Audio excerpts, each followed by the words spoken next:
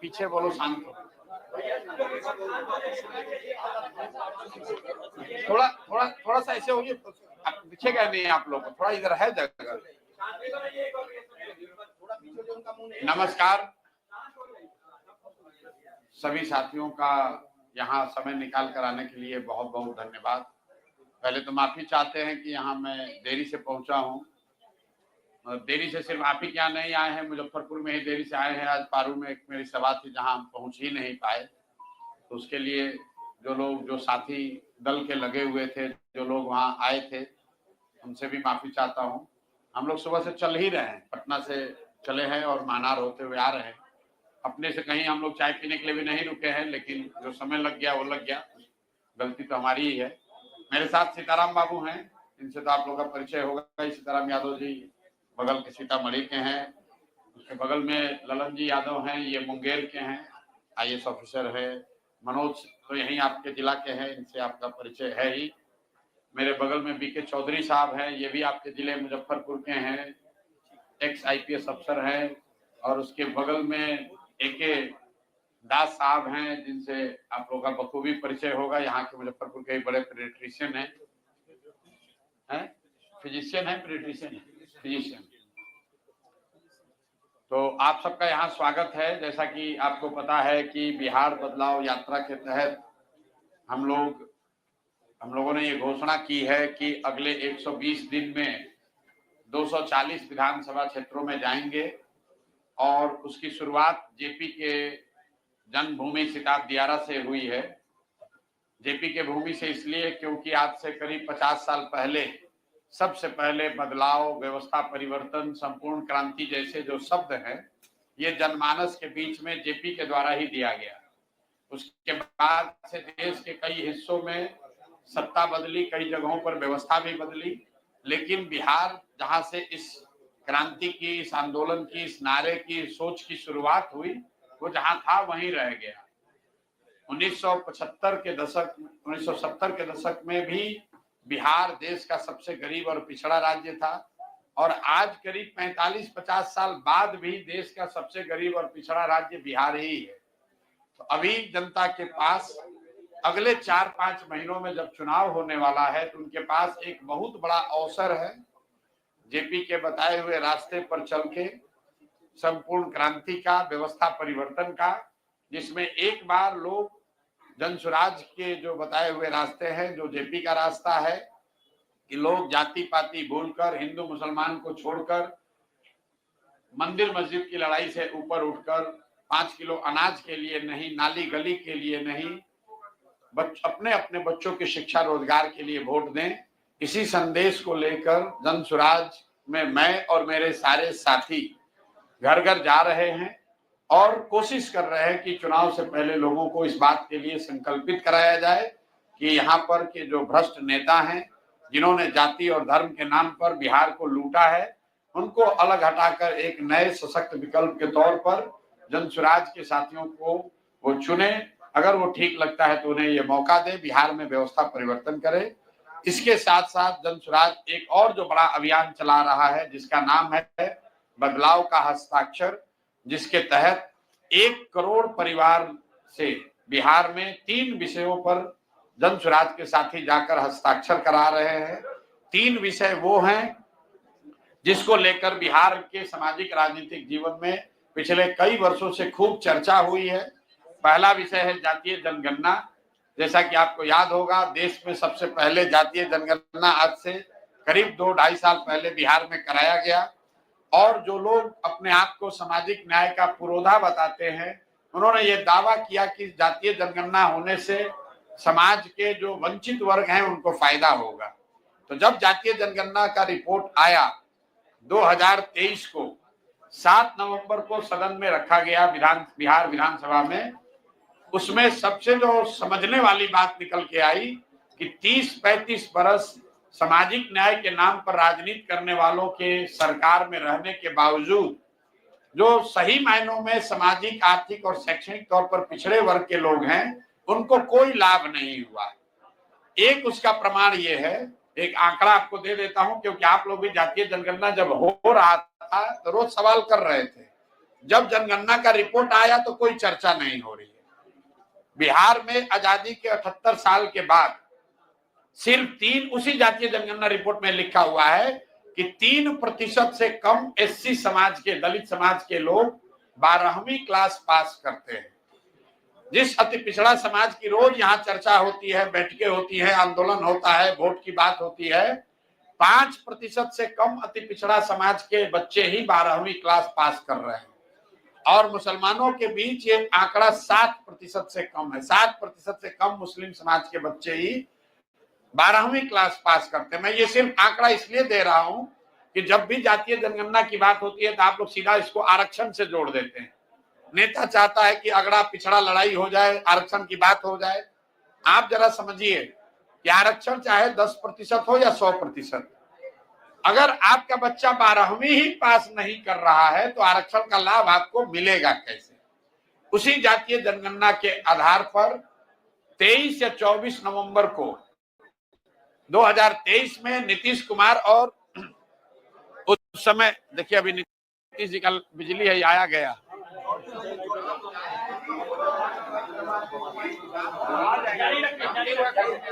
नीतीश कुमार जी ने सदन में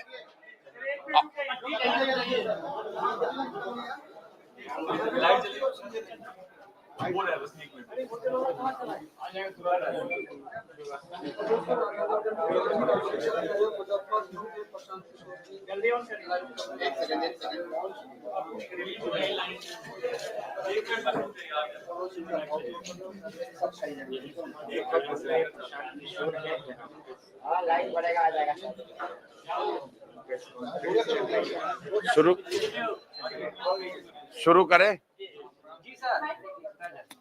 माइक नहीं चल रहा है, आपकी आवाज हो जाएगा।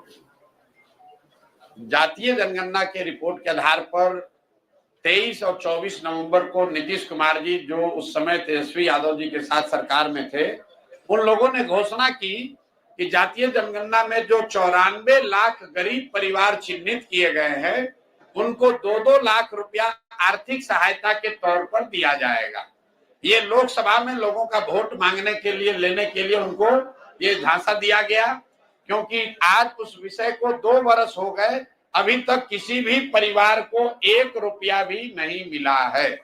और आप लोग भी पत्रकार बंधु हैं, आप भी अगर किसी को जानते हो जिसको जातीय जनगणना के बाद 1 रुपया भी मिला हो तो जरूर बताइए।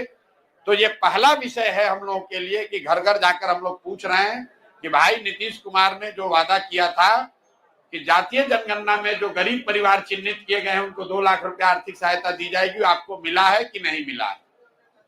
दूसरी बात, 2008 से दलितों के बीच नीतीश कुमार ने दलित महादलित का एक सिस्टम लाया और ये कहा कि जितने भूमिहीन महादलित हैं, अति पिछड़ा समाज के लोग हैं, उनको घर बनाने के लिए 3 डिसमिल जमीन दिया जाएगा। कुल 50 लाख परिवारों को ये लाभ मिलना चाहिए था। अभी सरकारी आंकड़ा आया है जिसमें दावा किया गया है कि 2,34,000 परिवारों को ही 3 डिसमिल जमीन मिला है। और भारत सरकार का रिपोर्ट आया है जिसमें यह बताया जा रहा है कि 2,34,000 में से करीब करीब 1,20,000 परिवार ऐसे हैं जिनको सिर्फ कागज पर ही ये जमीन दिया गया, जमीन उनको मिला ही नहीं। तो ये दूसरा मुद्दा है। और तीसरा मुद्दा है भूमि सर्वे का, जो कि यहाँ पर लैंड डिजिटाइजेशन के नाम पर सरकार पिछले 4-5 वर्ष से राजस्व विभाग के जरिए जो धन की वसूली कर रही है, ये बताया जा रहा है कि लैंड का डिजिटाइजेशन होगा, इससे भूमि सुधार की दिशा में काम होगा। सच्चाई ये है कि ये राजस्व विभाग के जरिए वंशावली बनाने के नाम पर, रसीद कटाने के नाम पर, दाखिल खारिज करने के नाम पर, जमाबंदी करने के नाम पर हजारों करोड़ रुपया का वसूली हो रहा है। और अभी सरकारी आंकड़ा जो आया उसमें पता चला कि ये 4-5 वर्ष के लूट के बाद, प्रयास के बाद सिर्फ 20% जमीन का ही डिजिटाइजेशन हुआ है। बिहार सरकार में जब ये योजना शुरू हुई, इसके बाद आंध्र प्रदेश में, तेलंगाना में योजना शुरू हुआ, वहां काम पूरा कर लिया गया। लेकिन बिहार सरकार की गलती की वजह से जो लूटपाट मची हुई है, उस वजह से सर्वे के नाम पर घर घर से पैसा लिया जा रहा है, लेकिन न लैंड का डिजिटाइजेशन पूरा हुआ, न भूमि सुधार के दिशा में कुछ आगे काम हुआ। तो इन 3 मुद्दों को लेकर हम लोग घर घर जा रहे हैं, जिसकी शुरुआत मैंने 18 तारीख को कल्याण बिघा से करी।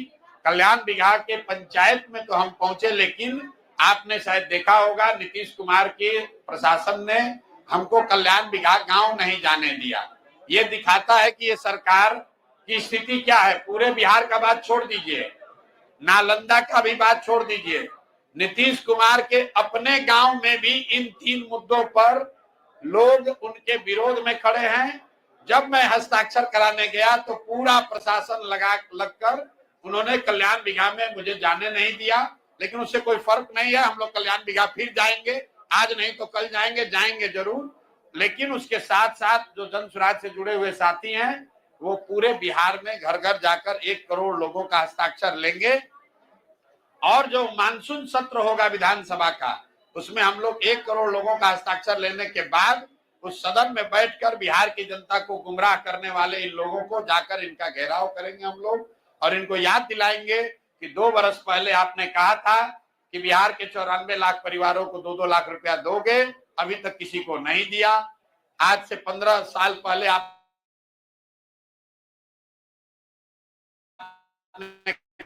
कहा था कि भूमि नहीं मिला।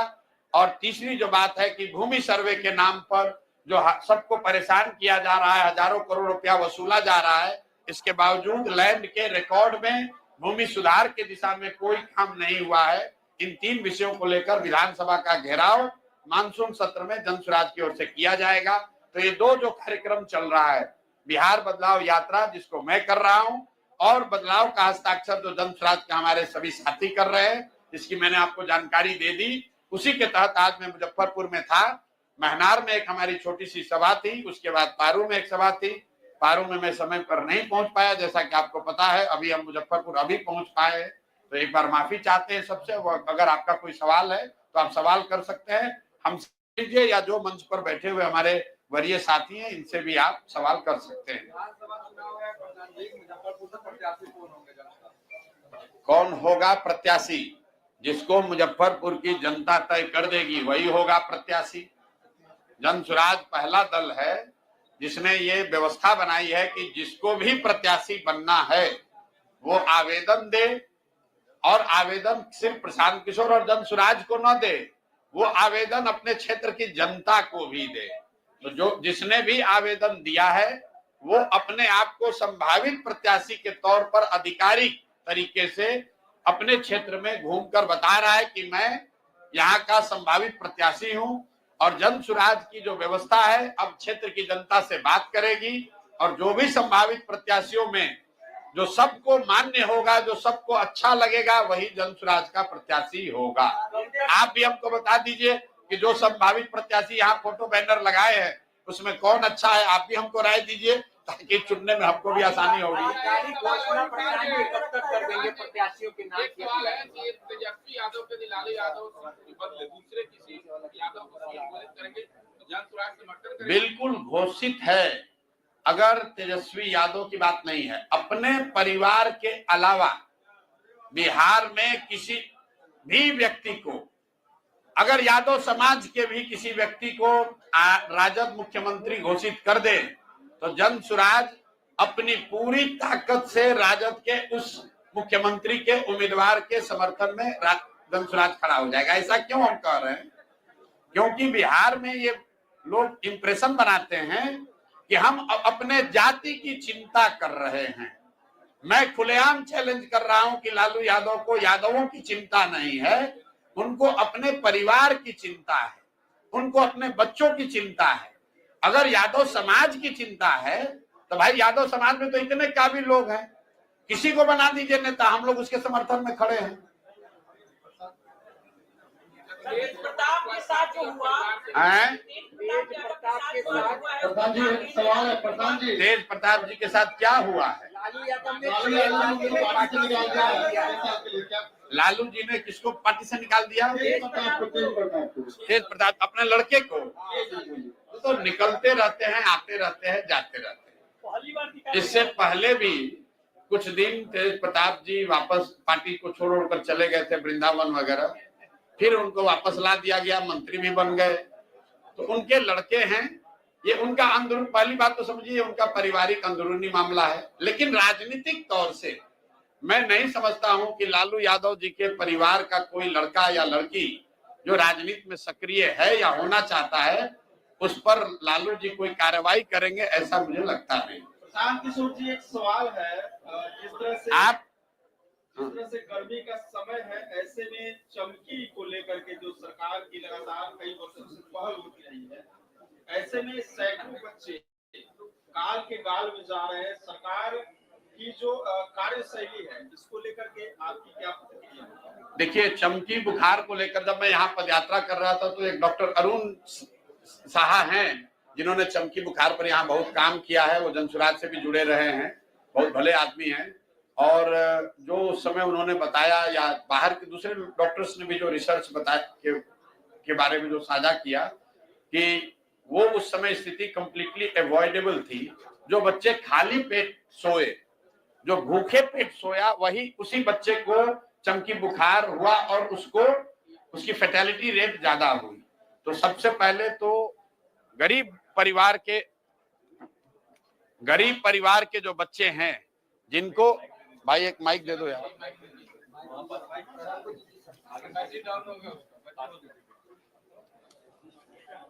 तो पहली बात तो ये है, पहली बात तो ये है कि चमकी बुखार जो समाज का सबसे गरीब तबका है, उनके बच्चों को होने की संभावना ज्यादा है। तो सरकार को एक चीज तो ध्यान देना चाहिए कि ऐसी भूखमरी की स्थिति न हो, कम से कम इतना अनाज लोगों के पास जरूर हो कि बच्चे खाली पेट न सोए। और बाकी चमकी बुखार को हुए करीब 5-7 साल वो घटना को हो गया। तो मुझे ऐसा लगता है कि सरकार ने यहाँ कुछ न कुछ व्यवस्था बेहतर की होगी। बाकी हमारे साथ डॉक्टर साहब बैठे हुए हैं, मैं चाहूंगा कि 2-4 शब्द इस पर ऐड करिए कि चमकी बुखार की अभी स्थिति मुजफ्फरपुर में क्या है और क्या क्या खतरा हो सकता है, क्या लोगों को प्रिकॉशन लेना चाहिए। चमकी बुखार जिसको कि एक्यूट हेपेटाइटिस सिंड्रोम भी बोलते हैं, वो बेसिकली एक मेटाबॉलिक सिंड्रोम है जहाँ पे बच्चों का शुगर लेवल कम हो जाता है। जैसा प्रशांत जी ने कहा कि जो बच्चे खाली पेट सोते हैं उन्हीं में ज्यादा होने की संभावना है, बिल्कुल सही है। कहीं ना कहीं मौसम और उसकी आर्द्रता से संबंधित है, जो बहुत गर्मी और बहुत आर्द्र होता है तो बच्चों को हाइपोग्लाइसीमिया होने का खतरा रहता है। जो बच्चे खाली पेट सोते हैं उनमें ये हाइपोग्लाइसीमिया होता है और हाइपोग्लाइसीमिया की वजह से चमकी और बुखार होता है। सरकार ने इस हिसाब से बहुत अच्छा काम किया। कोविड के समय में आप लोगों ने देखा होगा कि ये चमकी बुखार के बच्चे बहुत की संख्या कम हो गई और सरकार की तरफ से जो प्रयास हो रहा है, नया स्पेशलिटी क्लिनिक बनी है और जो पीडियाट्रिक आईसीयू वगैरह बना है, उसके रिजल्ट्स अच्छे आ रहे हैं। प्रयास हो रहे हैं लेकिन और प्रयास करने की जरूरत है। बच्चे खाली पेट ना सोए, इसका व्यवस्था गांव और एकदम गरीब तबके तक की बात पहुंचे, इसकी बहुत जरूरी है। एक सवाल है मुजफ्फरपुर जुड़ा हुआ स्वास्थ्य विभाग से। सरकार नई अस्पताल और स्वास्थ्य विभाग की दावा करती है। मुजफ्फरपुर में छोटा बड़ा 1 दर्जन से ज्यादा पुराना अस्पताल है और बड़ा अस्पताल भी है जो बदहाल है और बंद है, वहाँ पर व्यवस्था नहीं है। और स्वास्थ्य मंत्री बिहार के कह रहे हैं कि मंगल काल चल रहा है बिहार में। पुलिस पर क्या भाई, मंगल काल उनका चल रहा है क्योंकि लूटपाट करके बहुत रुपया कमा लिए हैं। मंगल काल उनका तो जरूर चल रहा है, ठीक बात है। बिहार के लोगों को का मंगल काल तो चल नहीं रहा है। जो लोग बीमार पड़ रहे हैं, खासकर गरीब परिवार के लोग, उनको पता है कि ये बिहार का स्वास्थ्य सेवाओं के नजरिए से मंगल काल नहीं है।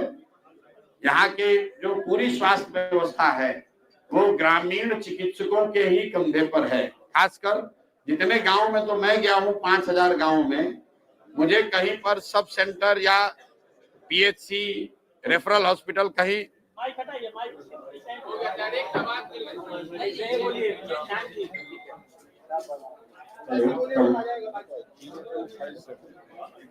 कहीं पर भी मुझे स्वास्थ्य सेवाएं बहुत अच्छी नहीं दिखी। जैसा मैं बता रहा हूँ, लोग गरीब आदमी जो है वो तो ग्रामीण चिकित्सकों के ही भरोसे है। बाकी शहरों में जो अस्पतालों की स्थिति है, अभी 4-5 दिन पहले खबर आप लोगों ने चलाई थी कि एनएमसीएच में कोई भर्ती मरीज है जिसका पैर चूहा काट रहा है और स्वास्थ्य मंत्री बता रहे हैं कि यह मंगल काल चल रहा है। तो मोदी जी के लिए अमृत काल चल रहा है और मंगल पांडे के लिए मंगल काल चल रहा है। बाकी जनता अपना देख ले। चलिए बोलिए।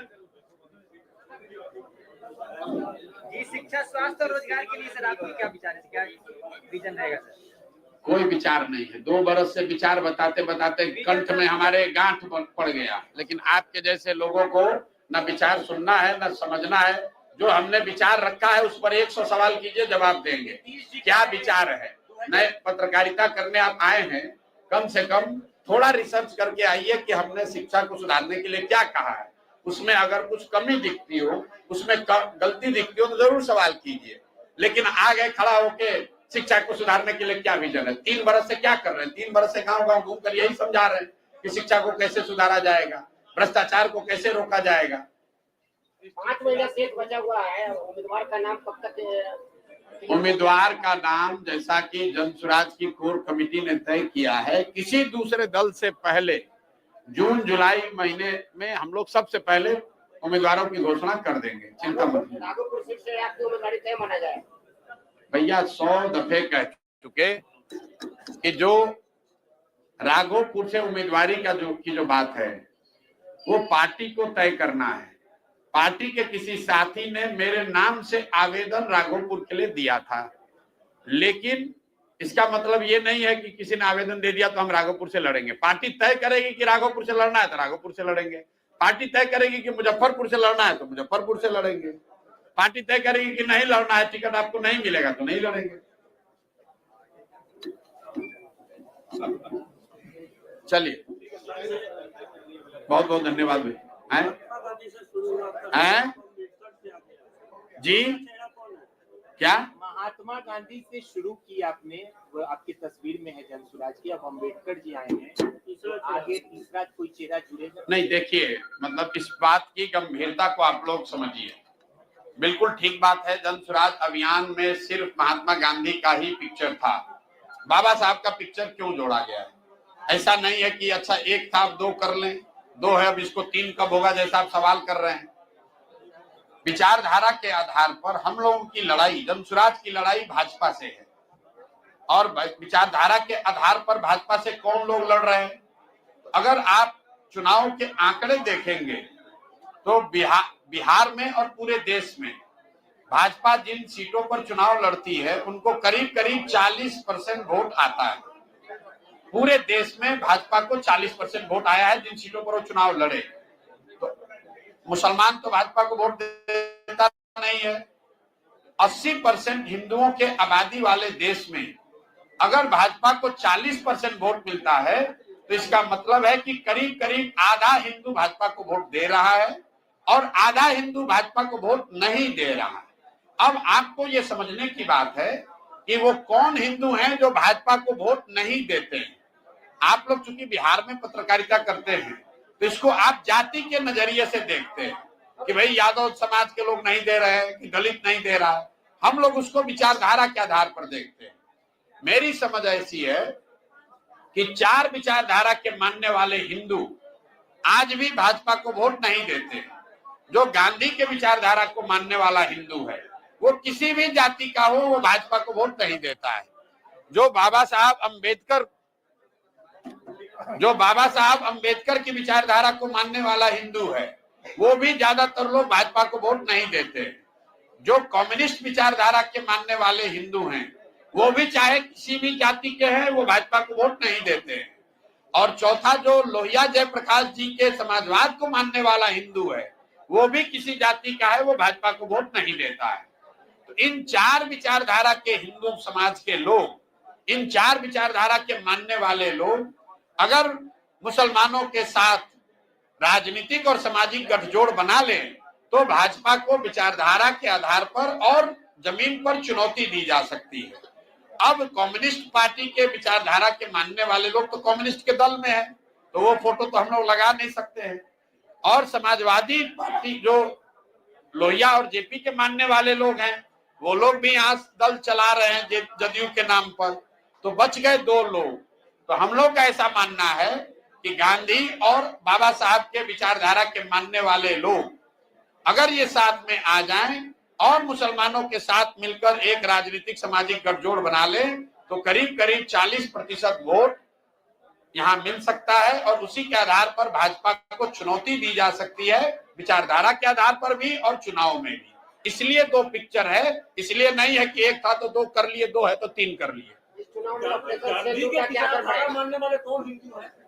गांधी के विचारधारा को मानने वाले जो भी हिंदू हैं, कौन है ये तो आप भी देख लीजिए।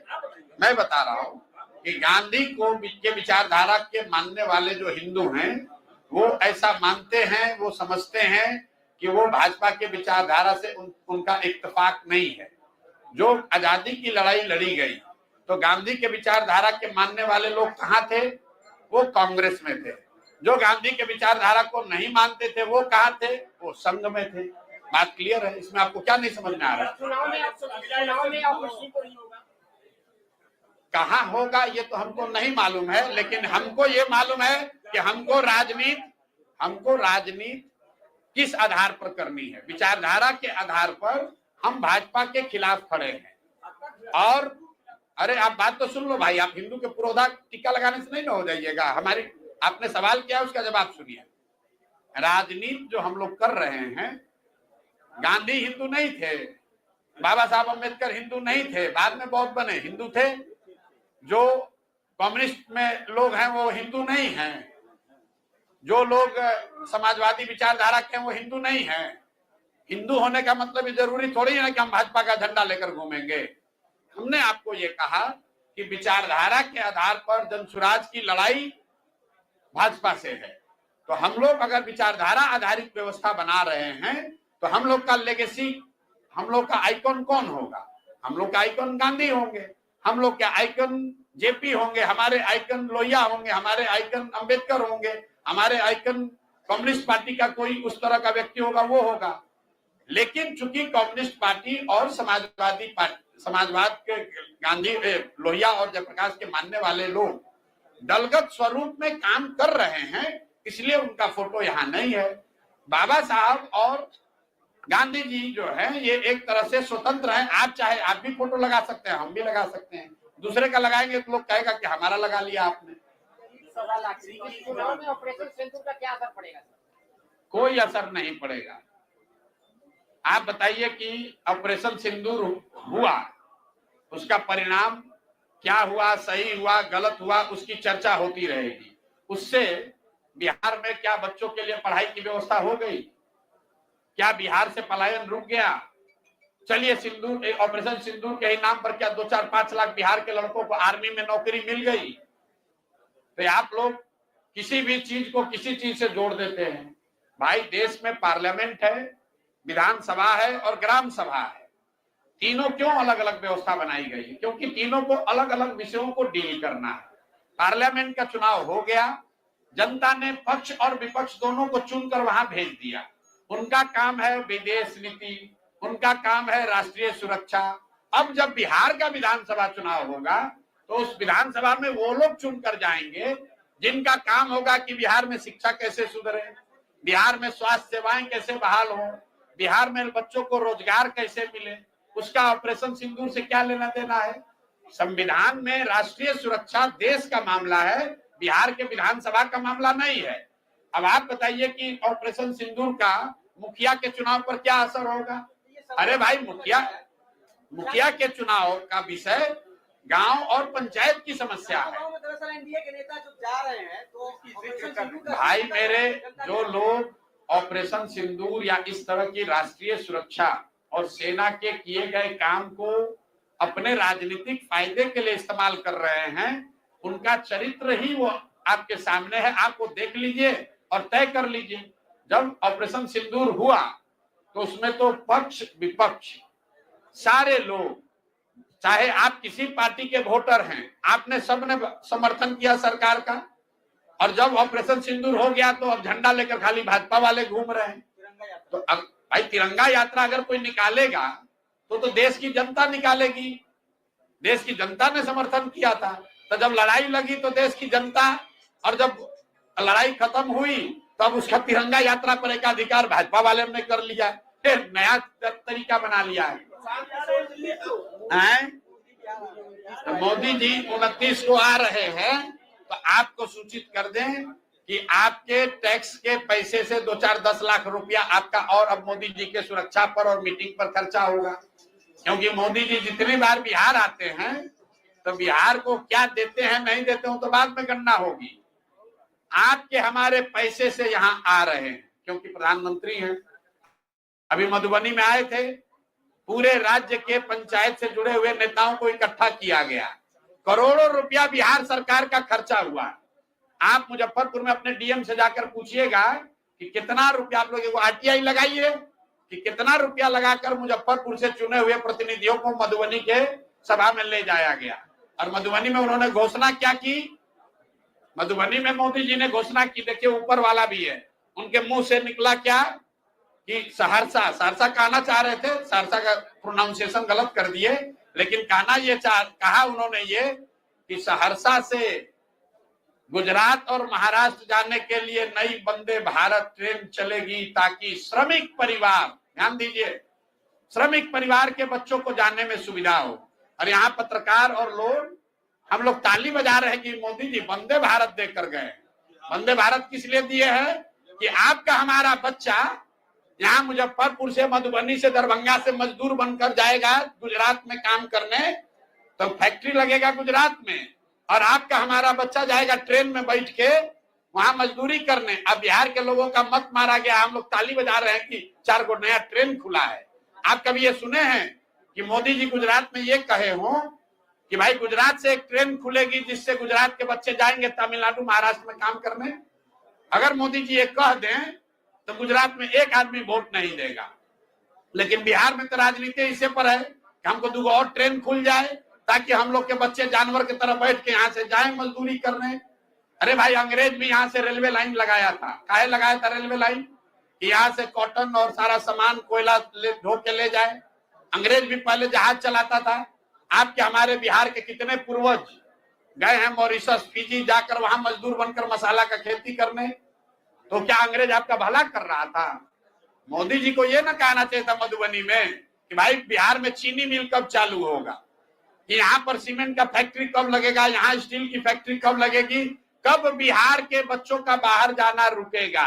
तो ये कह नहीं रहे कि बिहार के बच्चों को जाने के लिए और बढ़िया ट्रेन देंगे। तो भैया आप लोग तय कर दीजिए कि मोदी जी 29 तारीख को आएंगे तो और बढ़िया आपको क्या अनाउंस करेंगे, सुनिएगा। एक सवाल है कि पारू में आपका सभा था, सभा में घंटों प्रतीक्षा कर रहे जितने भी आपको सुनने वाले लोग थे, जनता थी 97 पारू विधानसभा से लेके साहेबगंज की, तो आगे फिर आप मुजफ्फरपुर के पश्चिमी क्षेत्र में कब जाने वाले? तुरंत आएंगे मेरे भाई। मैंने आते के साथ माफी मांगी। ऐसा नहीं है कि पारू साहेबगंज हम गए नहीं है, पैदल चले हैं उन गाँव में। आज सभा में लोगों से मिलना था, बात करनी थी, लेकिन ऐसा नहीं है कि हम कोई घर चले गए, कि खाना खाने चले गए, कि कहीं रुक गए। महानार से आते समय भीड़ की वजह से जगह जगह लोगों ने रोक लिया, स्वागत के चक्कर में वो लेट हो गई, कार्यक्रम लेट हो गया। हम पटना से 12:30 बजे चले हैं और महानार 1.5 घंटा लेट पहुंचे हैं भीड़ की वजह से, और फिर महानार से निकलते समय 1.5 घंटा और लेट हो गया, 9 बज गया, इसीलिए यहाँ पर भी लेट से पहुंचे हैं। जल्दी ही वापस आएंगे। और वैसे भी जब बिहार बदलाव यात्रा के दौरान आएंगे तब तो फिर से हर विधानसभा में यहाँ पर 2 दिन रहेंगे, कोई चिंता नहीं। बिहार बदलाव यात्रा तो आपको शुरू में बताया कि जो आज से 50 साल पहले जेपी ने संपूर्ण क्रांति और व्यवस्था परिवर्तन का नारा दिया, जिसके तहत पूरे देश में सत्ता और कई जगह व्यवस्था का परिवर्तन हुआ। बिहार में आज तक वो परिवर्तन नहीं देखा, वो बदलाव नहीं देखा। तो बिहार की जनता को जाकर ये बता रहे हैं कि ये बदलाव के लिए आपके पास सही समय है। 5 महीने के बाद चुनाव है। एक बार अपने बच्चों के लिए जाति धर्म से ऊपर उठकर, नाली गली से ऊपर उठकर, भारत पाकिस्तान हिंदू मुसलमान छोड़कर एक बार बिहार में बच्चों के पढ़ाई रोजगार के लिए वोट दीजिए, नई व्यवस्था बनाने के लिए वोट दीजिए। यही संदेश लेकर जा रहे हैं। चुनाव के दौरान मोर्चे की संभावना होती है प्रशांत जी, तो क्या सोचेंगे, क्या नेतृत्व करेंगे? कुछ नहीं सोचेंगे। एक ही मोर्चा है जिसका नाम है जन सुराज, जनता का मोर्चा। लोकतंत्र में जन बल के आगे कोई बल नहीं है। अगर आपका मोर्चा से तात्पर्य किसी गठबंधन से है तो फिर हर सभा में कहा है, मैंने रिपीट कर देता हूं, जनसुराज 243 सीट लड़ेगा, ना चुनाव से पहले समझौता ना चुनाव के बाद समझौता। एक सवाल है मेरा, और पीएम नरेंद्र मोदी को लेकर सीएम नीतीश कुमार जो भी कार्यक्रम हो जाते हैं उस पर जनता का कैसा करते हैं? अगर आप भविष्य में सीएम या कोई अन्य पद पर जाइएगा तो क्या विवेकी सुविधा का इस्तेमाल करिएगा कि नहीं करिएगा? सुविधा का इस्तेमाल करना एक बात है, और प्रधानमंत्री के तौर पर आकर पूरे बिहार के पंचायत से जुड़े हुए लोगों को बस और पैसा देकर बुलाकर भाषण देना दूसरी बात है। भाई मोदी जी पिछले साल क्यों नहीं आए पंचायती राज के लोगों से मिलने बिहार में? इतना समझ आपको होना ना चाहिए भाई। इसी साल बिहार के पंचायती राज के लोगों का चिंता हुआ है, इसी साल किसान के स्वनिधि का पैसा बिहार से जाएगा। अब चुनाव नवंबर के बाद फिर आपको दिखेंगे नहीं 2 बरस। आप बताइए 2015 में मोदी जी ने आरा से अनाउंस किया 80,000 करोड़ दूं कि 90,000 करोड़ दूं, 90,000 करोड़ दूं कि 1 लाख करोड़ दूं। अच्छा 1,25,000 करोड़ देता हूं, दे दिया। अब आप लोग बताइए कि सरकार केंद्र में मोदी जी की है, एनडीए की है, अब बिहार में भी सरकार एनडीए की है, तब तो 2 ही बात हो सकता है, या तो मोदी जी ने पैसा भेजा नहीं, या फिर पैसा भेजा उनके एनडीए के साथियों ने, जो कि अभी मंगल काल जिन लोगों का चल रहा है वो सब लूट लिया पैसा।